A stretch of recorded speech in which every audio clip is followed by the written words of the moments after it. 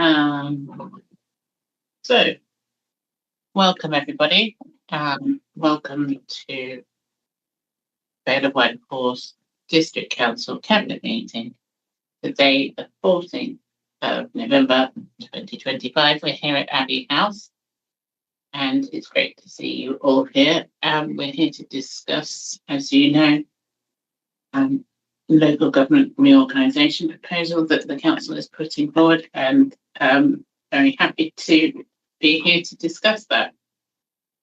I don't have any announcements other than just to note, I'm very happy to hear that we have a new councillor after the by-election yesterday, Councillor Hannah Griffin for Ridgeway Ward, and we look forward to welcoming her at the first available opportunity. So, well done. I don't think there are any other announcements. I think members and officers know the emergency arrangements. So please, if anything does happen, follow Candida. Okay, yeah, that's okay. Right. So I'll go on to apologies. We have Councillor Fawcett has sent apologies, and Councillor Crawford, I think, is appearing online. Yeah. Fabulous. Do we need to do a roll call? No, that's absolutely fine. Fabulous. Everybody else is present. Yeah. So we go on to the minutes. Has everybody had a chance to read through the minutes of the last meeting? Yeah. Yeah. Are we happy to acknowledge those? Thank you, and agree them as to record.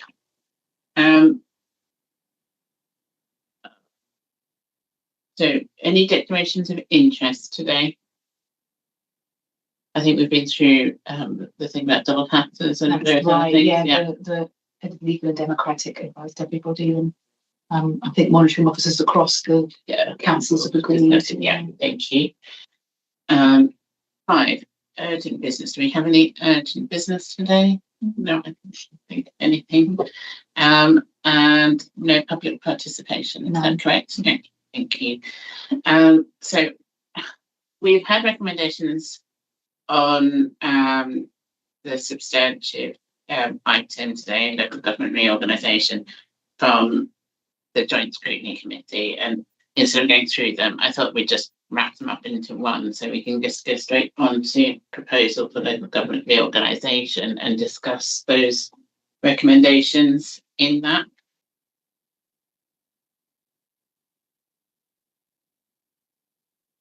Probably would be down to me to introduce this item. So I would like just to invite you all to have a look at the recommendations and updates from other committees that Candida has circulated, and we've got a copy of that. So as you all know, I think we're all present at the full council meeting last week, and there's an amendment there. I think they got a little bit confused. Skip over that amendment because it's been taken in into account in this the scrutiny recommendations, as I believe South Oxfordshire District Council Cabinet did last night. Is that correct? So if we can look at specifically those recommendations from joint scrutiny. Is that okay? Okay, you just turned up.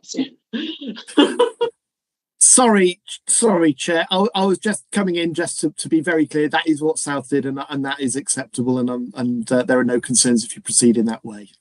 So I was trying to be helpful, and I scared everybody. I do apologise. It's when I'm looking there, and then I look up near that. So can I just clarify for my simple mind? We're going to consider council's recommendations as part of the scrutiny.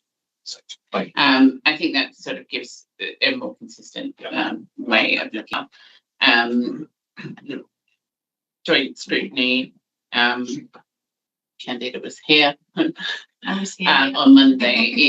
It was a long meeting, and we had a really good discussion, and I think it was worth extended the meeting, didn't we, to just to make sure that members were happy that everything had been uttered out, and we'd had a good discussion. So they did have some recommendations. So I was just going to look through it. If you've got the items in front of you. So, sorry, bigger than I was expecting. So bigger than I remembered. So, would you like to? So basically, joint scrutiny, they received a report and they resolved to agree the report recommendations A through D. Yes, sorry. And then they added some additional points as well for consideration. Yes, so they've agreed to our proposal and they're happy with our proposal and supporting the proposal. But the points that are raised are in red in this document. Black. Oh, yeah. Oh, sorry. They're laid out. Yes. Yeah. Yeah. No, sorry. Apologies. Yes. So, in addition to the resolution above, the committee made the following comments and recommendations to Cabinet to recommend that Cabinet consider adding individual breakdowns per unitary authority area in the SIP for financial resilience analysis within the options appraisal.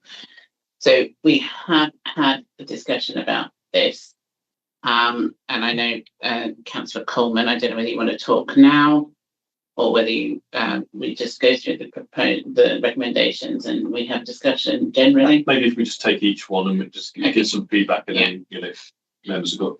So there was some concern about the way this information was presented in the proposal, and there's a lot of debate about it. And would you like to? Yeah, so in some it was whether we could break out the level of resilience for each of the options in a bit more detail rather than just bundling it into one. The answer is yes, we can. In some cases, and others we can't. So we will build on this, but the key is that was that for the option 2, it had actually been, or option 1 had already been broken out, so it's on page 34. But maybe that just needs to be made a little bit clearer, and so we will ensure that happens. Option 2, we will break them out again separately. Option 3 is one that causes us some difficulties because there is insufficient detail for each of those different council options to break them out separately. So option 1 is already there, and we'll just clarify that and make it a little bit more not detailed, easily identified. Option 2, we will do the same thing, but option 3 we're unable to, so it has to be looked at in its totality. Yeah. So option 1 obviously being the county unitary. Yeah, county unitary. So that's county unitary, 2 unitary, and 3 unitary. Yeah. Hopefully option 1, 2, and 3. Yes, so basically I think what you're saying is that we have considered this as a and I think yes, for the 1 unitary we do need to cover that whole geography. Yeah, it's there. It's in the paper. It is there. It is broken out. It just perhaps isn't very clear. Yeah. So we can make sure it is. And for the 2 unitary, at the moment it's not, but we will add it into the same section so that it's clear. The 3 officers were unable to identify what the exact figures were for each of the sections. Therefore, we have no option but to take it in its totality. Yeah, thank you. So hopefully that's in keeping, as best we can with what scrutiny we're asking. Yeah, that's. I wanted to make it clear that we have considered those their comments and this recommendation, and we will try and emphasise the clarity on how we present this. Yeah. But yes, it is. I think sensible that we leave it to a certain extent as it's presented and just clarify how it is on. And I probably should say in all of this, officers have discuss this with the other councils involved. So we're not coming up with something and then we've got to re-engage now with the other councils. So all of the proposals and where we're recommending a change has already been discussed with the other councils as part of the unitary option. Thank you. Does anybody have any further comments to add to that point? No. So the next recommendation is that Cabinet consider further emphasising the authority's experience in service delivery to rural areas. So I liked this recommendation. I thought it was very sensible because we do have a proven track record of delivering services to the rural community across the rural landscape, and that's sort of particularly with waste collection. I think that's really is very different to an urban setting like Oxford City, and we have those skills and that experience. So I'm happy to strengthen this aspect. So basically what we will do is officers will look at what's in the executive summary. Yeah. So it's up front in the document where we can highlight our experience and what we can bring to the rural environment. So with the executive summary that will just be amended to include reference to them. Did you want to speak? Yeah, just wanted to agree that this is a good part to emphasise, but it does play very much to our strengths in transformation. We're very good at developing our services, modifying our services for the best service to our residents. It's what we do, it's what we're good at. So finding best practice, be it in adult social care in West Berkshire or SEND in, again, West Berkshire, we can then use our expertise to bring that in here across South and Vale, and use our own expertise in areas like waste and recycling and spread that good practice. Transformation is what we do. It's none of these proposals should be stay the same, more of the same. This is actually doing good things, doing things better, building on best practice and extending it. No, I completely agree. I mean, we all acknowledge it's a once in a lifetime or once in a generation opportunity to get the best for our residents, to be able to select those services across the councils that we see are contributing the best to their communities. So I'm really, as we know, we're all very happy about this. Yeah, I think if we can accentuate that aspect, I think that's great. So joint scrutiny also noted and supported the officer review of the approach proposed to deliver fire and rescue services in Oxfordshire. Obviously, there's going to be a lot of different ways of delivering services, and this would be one of them. And I'm very grateful to officers to working with I think the fire services of both Oxfordshire and West Berkshire to deliver a viable option for us. So I think scrutiny would just a little bit concerned that there was no detail or reference to how the fire and rescue services would be delivered. Officers had been involved in discussions prior to the report during the report writing. So the suggestion is that we will put a change to chapter 3, which is context and background, because it is important. But the point is, there is a plan of how we intend to take this forward, and we just need to capture that into the report. So yeah, it's a good point. And so another recommendation, they joint scrutiny noted and supported officers working on a design version of the proposal which demonstrates place and people within two unitary area.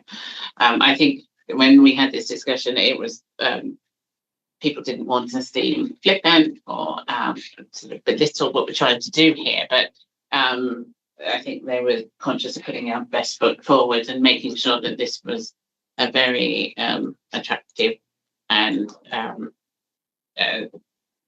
easy to digest, and also very adapted to who we are, where we are, and what we look like. And that's both as people, as communities, but also our landscapes and our shared space. So I think it is very important. So I'm very happy to work with that, and I'm grateful to officers who will be doing the bulk of the work there. So, but is everybody happy with that approach? Yeah. And then I think this is the final recommendation. Yeah. So, joint scrutiny noted that West Berkshire's Resources and Place Scrutiny Committee supported the full council amendments to the vision statement in the final proposal document to include the following statement: our locality's approach will be tailored to strengthen local voice, build resilience, and celebrate the distinctiveness of our towns and villages. We will be trusted partners working hand in hand with residents, parish and town councils, and the voluntary sector to co-produce positive solutions that meet local needs and deliver strong action on climate change and nature recovery.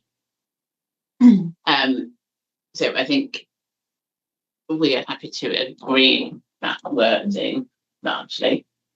Yeah, I mean, I think the problem with the vision statement is you can't articulate everything that you're going to do, but we all agree that climate change and nature recovery is an important aspect of what we should be doing, and we want to highlight that to the unitary council. Not that we can dictate what they do and how they respond to it, but it's important for them. I mean, I have a little bit of difficulty with one of the bits. It says co-produce positive solutions. I'm not sure where I would identify a reason for putting negative solutions, but it doesn't matter. So I'm comfortable with this, and it's in keeping with the council discussion as well. So yeah, and that's the point. I mean, I was very happy that during joint scrutiny on Monday, we could have this conversation again, and that it was evident that it was a collective decision, and yeah, I'm happy with that. I'm also happy to take word collective out if that's what you. I think because it's been discussed with the other councils, we don't have time to be finessing over individual words. No, we will not be. So, sorry. Thank you. I think Councillor Coleman has actually put his finger exactly on it. After all, we can't bind a future authority because we'll no longer exist. The new council will exist. However, we can set context and the aspirations for, in putting forward our proposal, we would like to see a council doing this. And in that context, this statement actually fits very well with our current council plan and the principles which we're all elected on and have pursued through this lifetime of this council. So I think yes, we can get behind this and work with it across the other councils and bring that into the recommendation. Thank you. So does anybody else have any comments on those recommendations?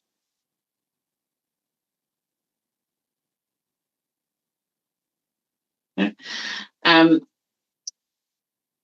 I think so. We are here today to agree. This is it is a monumental decision that we are going to do this. We put our weight behind this. It is transformative, and it is a once in a generation opportunity to get this this new vision across the line. And I think having read through this, having sort of lived and breathed it for the last however many months, I am so proud to see this proposal laid out. in whatever format. But I think it's all of the data there is just incredible.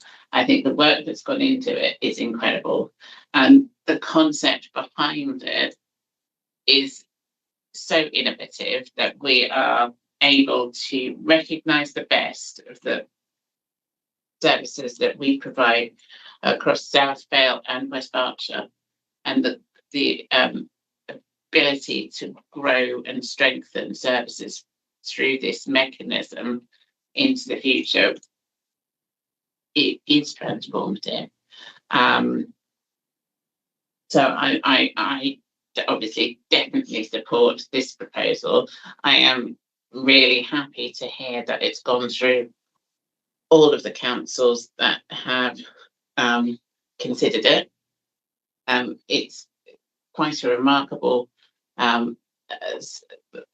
there's been quite remarkable support for it. I can't remember the exact figures, but I think of all of the district councillors that have district and unitary in West Berkshire that have seen it, about 90% have supported this proposal. So I do have the figures. Oh, what?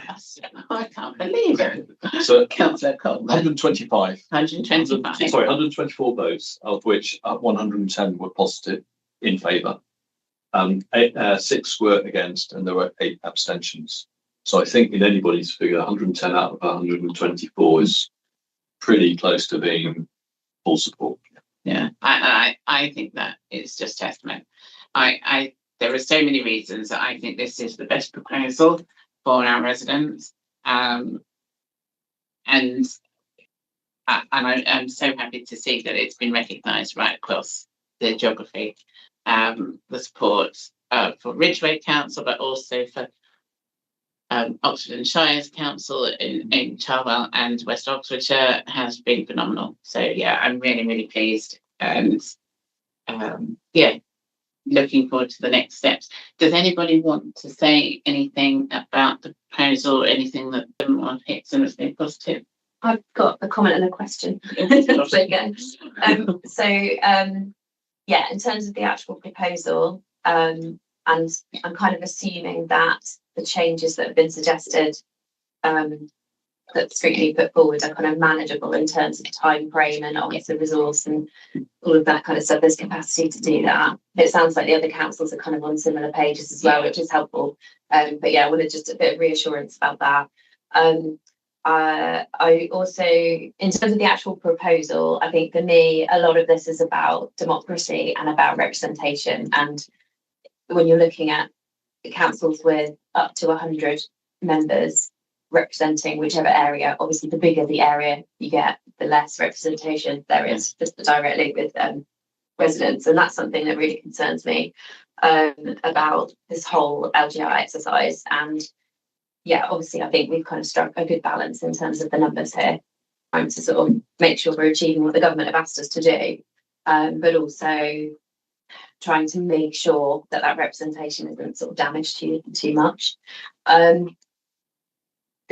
did have another question actually, which was about process, and that is, once this is, so if we vote to support this today, it moves forward to submission to government to consider, understand, like it won't be till the new year till we kind of hear back, and then I understand there's going to be some sort of consultation, but I wasn't sure if you knew who's going to be consulted, and also whether all of the proposals that are on the table will be out consultation, or will it be a question of the government saying this is our recommendation and putting that one out to consultation? Yeah. Okay. Maybe. Well, I was just going to say to acknowledge the first question and the point about democracy. Yes, I 100% agree. And when it comes to, I mean, the government proposed 500,000, and we weren't really sure why the government sort of initially said 500,000. But when you put it in the context of now, with their suggestion of 100, I'm saying 100 councillors per council, then it does make sense. Although it is still a deficit, a reduction in democracy, it is a more manageable reduction. Whereas in bigger councils, as you say, it is like you are watering down the democratic voice, and I'm really happy that we have a compromise and a really strong, much stronger solution with a smaller council, which is why we've always backed it. Yeah. And in terms of your first question, we officers, I will hand over to Adriana, but we have all been discussing between councils, and we've worked really strongly with the councils all the way through this process. So I think it was as anticipated that there would be these last minute sort of changes. So I think we're all on the same page, but I will pass over to Adriana. So in terms of any minor amendments that come through the governance process, there is sufficient time for us to make those final design phases. And we intend to submit on the 27th of November across Oxfordshire, the day before the final submission deadline, because we were aware that through the priority process, there was just some technical hitches given the volume. So we'll try to submit. We've got agreement with Oxfordshire County Council and City to go together on the 27th, but we'll be submitting individually. In terms of that consultation timeline, our understanding is once all of the proposals from the invited areas have been submitted, MHCLG government officials will review those proposals, make their initial recommendations to the Secretary of State on those proposals which they think meet the criteria. So that is the only sort of judgment at that point. And it will be then for the Secretary of State to decide whether those proposals have or haven't. All those that have been deemed to meet the criteria will go forward to statutory consultation. So there won't be a preferred option at that point. It will be those that are judged to meet the criteria. MHCLG are discussing with all of the invited areas a list of statutory consultees that they will specifically invite to respond, but our understanding is the consultation will be open to all to respond. At this stage, we don't have final confirmation on defined questions, but we anticipate that consultation will be live in the spring, and then we are expecting a decision from the Secretary of State before the summer recess. Brilliant, that's really helpful, thank you.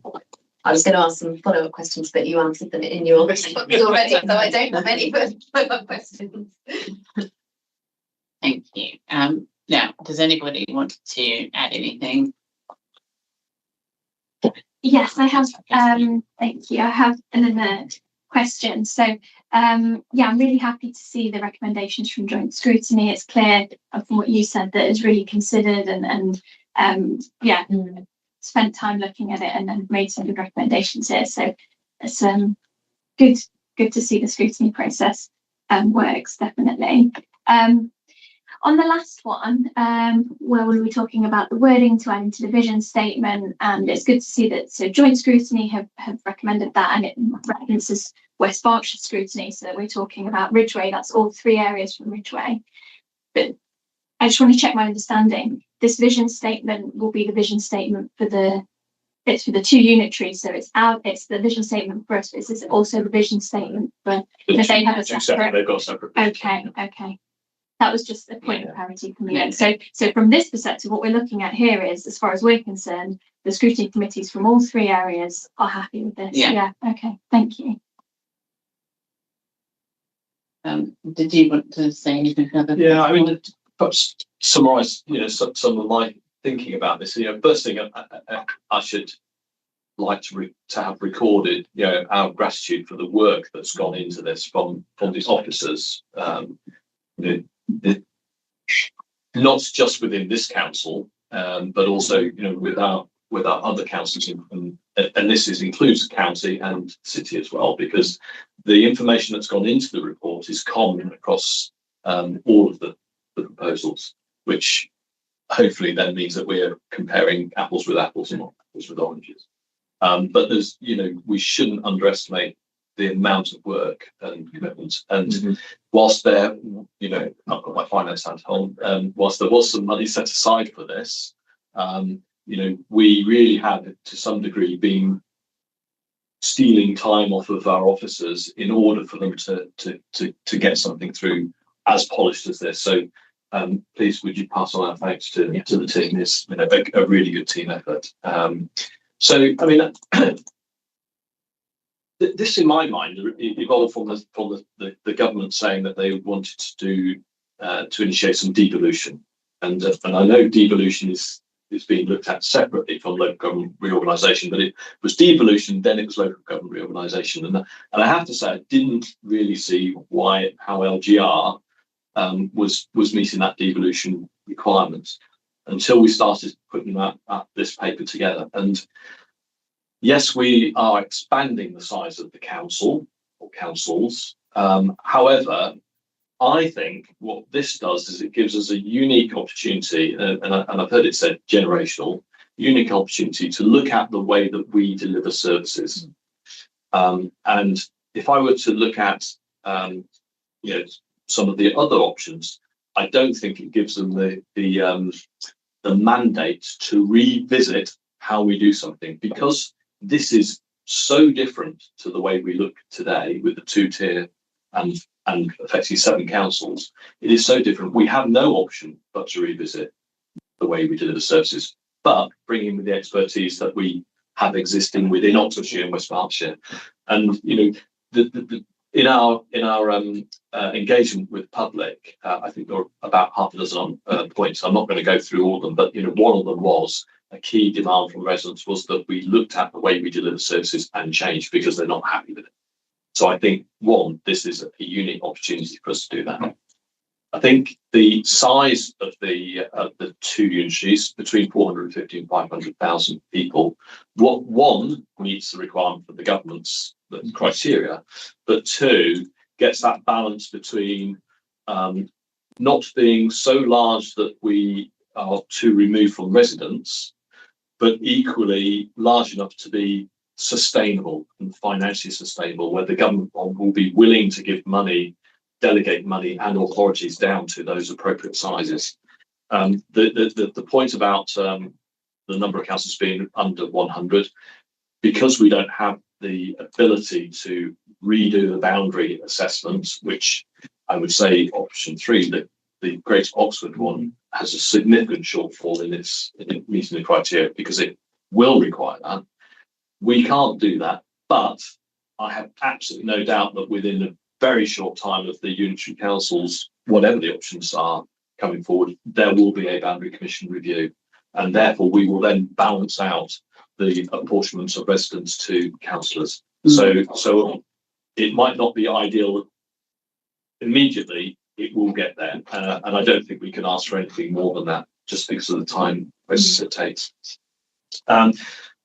For me, with my finance member's hat on, I think that the statements that have come from PricewaterhouseCoopers and also the Chartered Institute for Public Finance and Local Authorities, SIPA, who provides the guidance, they give me the satisfaction that they satisfy me in saying they've looked at the financial resilience. We're going to break out some of those figures a little bit more to make it clearer, but the 2 unitary model represents the lowest risk option to secure financial resilience. So that to me is fundamental, because if we don't have financial resilience, it doesn't matter what you deliver, it is not going to be providing the requirements of the residents.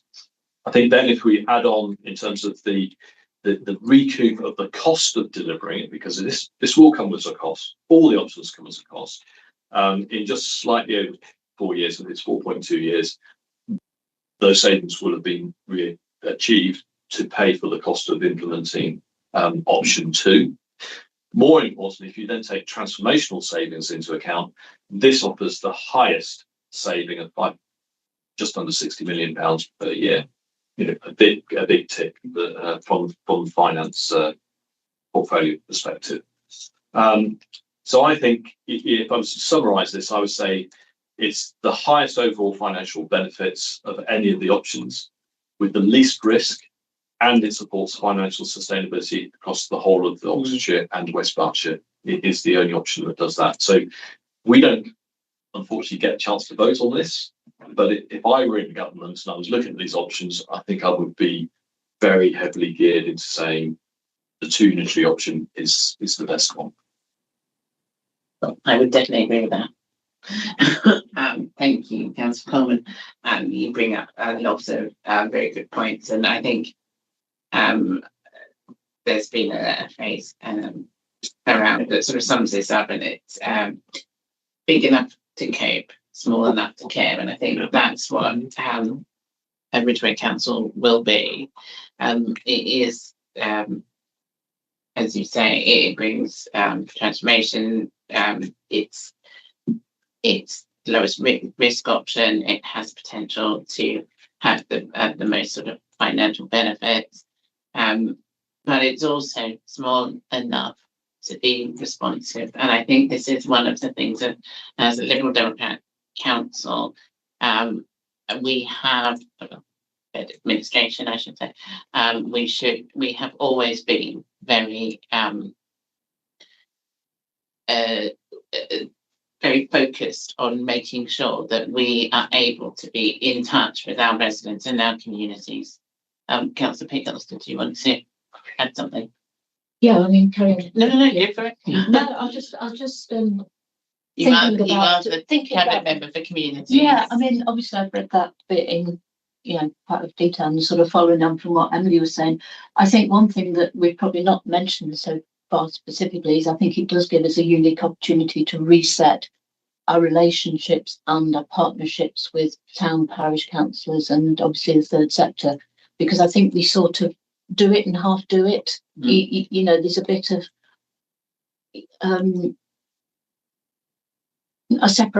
too much of a separation in a way. It sort of built up over time. Yeah, it has. Yeah, there's a little bit of suspicion, particularly from the some of the parishes, and the towns come along when they're sort of they're almost in opposition.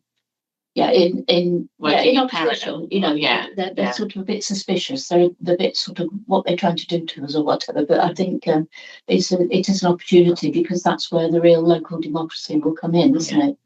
And that's a really good point. I think it is. Yeah, we see it as we have seen it as a chance to reset our services, but it is a chance to reset our partnership working right across the board, and a point to start from. Yes, so sorry. That's okay. If I make my contribution about this proposal. So a little negative comment, but the first thing I just want to say, I think, is that we have been put in this situation. Yeah. So we are being forced to reorganise, and is it what I would choose to do if it was up to me?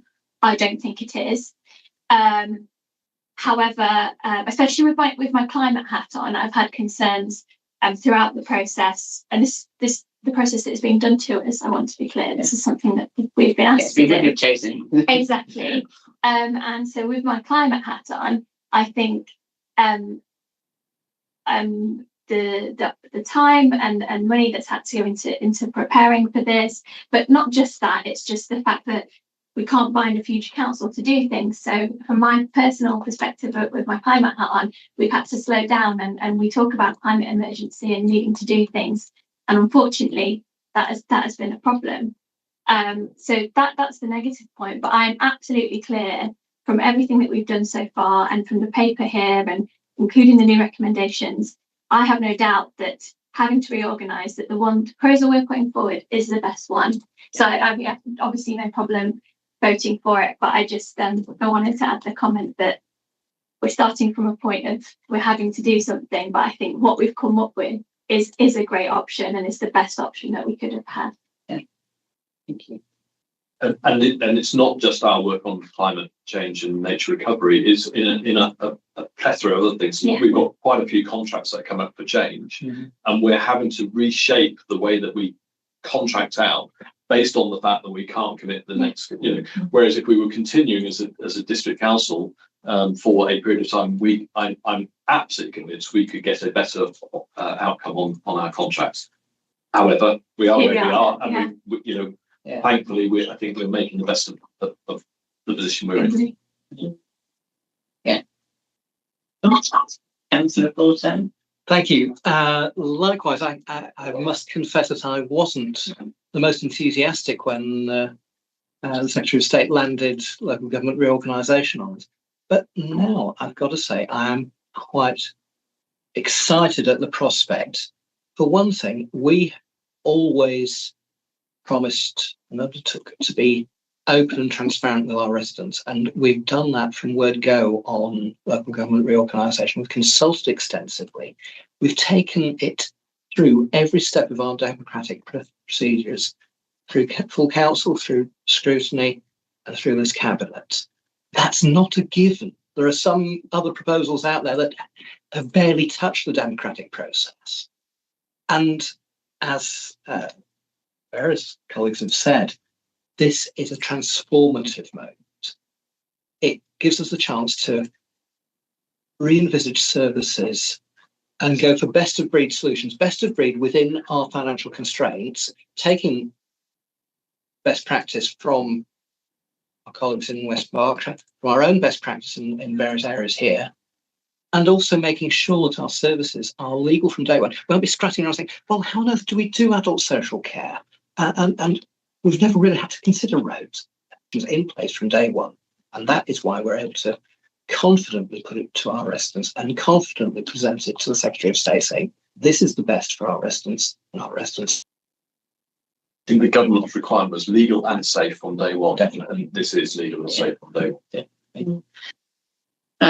Thank you. Yeah, very, very good points. I am proud, as I said, that it has been through all of the councils that are involved in this, and others, as you say, have not gone there. I think it is important that we do have this record of open conversation, debate, and the democratic process, and I am very proud of that. So just to put that into numbers. Of the 7 councils involved in local government reorganisation, I include West Berkshire because it's included in ours. 5 of those councils have endorsed 2 unitary option. 2 that haven't. It's not that they haven't endorsed it, but they put their own proposals through. So actually, that to me is 100% of those who have been involved in the round 2 unitary, which is a very good thing. Yeah. 5 out of 5 is the only one that's had an input from 5.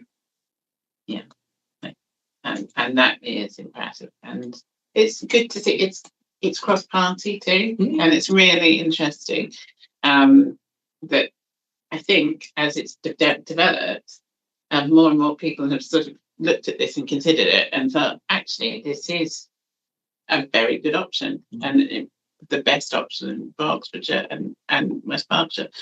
So, yeah, I think unless anybody has anything a different point to make, we can all say thank you to officers because really on top of everything else that you've been doing, and we are conscious obviously there's been a lot of work on the JLP and over the last year, council plan I should say, you've done this on top of everything else, and we really are very appreciative because it is a huge amount of work and it's been done so well. And across so many partners. So thank you again. And yes, so I would move So can just before you move the recommendation, I just wonder, is there an additional recommendation? Yes, okay, all right, okay. Yes, so I was actually going to get to Kenzie that so there's an additional recommendation just to be able to make sure that we can sort of make like minor changes. Editorial changes. D. It is D. Okay. Yeah. So That's fine. Yeah. recommendation D to note that should Cabinet agree to submit the full proposal for a 2-unitary model, Chapel District Council, South Oxfordshire District Council, Vale of Whitehorse District Council, and West Oxfordshire District Council. There's 2 L's in that council. Will submit the full proposal directly to government in line with the Oxfordshire invitation letter. Is that the correct recommendation? Oh no, delegates. Sorry, that's the previous one. So I'll need that one. Yeah. That's fine. We need So if you read that Yeah. all out, I'll copy that through. It's in the cabinet report. Yeah. Yeah. So it's delegated to the deputy chief executive Yeah, and that's what committee's I've got. authority with the agreement of the leader to make changes to the proposal document prior to submission to government. Okay, that's fine then. Yes, yeah. No. Sorry, I had the scrutiny one in front of me, but I do I need to read it out? Would you like me to read it out? I'm happy to read it out if necessary. It's not too long, so you're right. If you could read that out, that'd be good.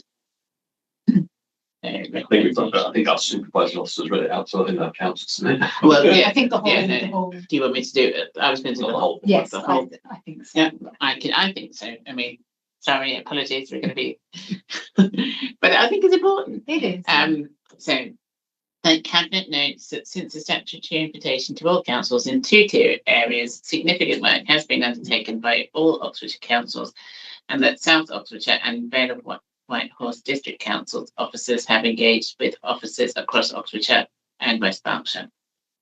The notes that two other proposals will be submitted, one proposed by Oxfordshire County Council covering the Oxfordshire area, and one from Oxford City Council covering the Oxfordshire and West Berkshire area. They approves the submission of a full proposal for a two-unitary model based on one new unitary council covering the entire existing boundaries of South Oxfordshire and Vale of Whitehorse District Councils and West Berkshire Council, with the working title of Ridgeway, and a second new unitary covering the entire existing boundaries of Cherwell and West Oxfordshire District Councils and Oxford City Council, and with a working title of Oxford and Shires. D. Delegate to the Deputy Chief Executive, Corporate and Communities Authority, and with the agreement of the leaders to make changes to the proposal document prior to submission to government.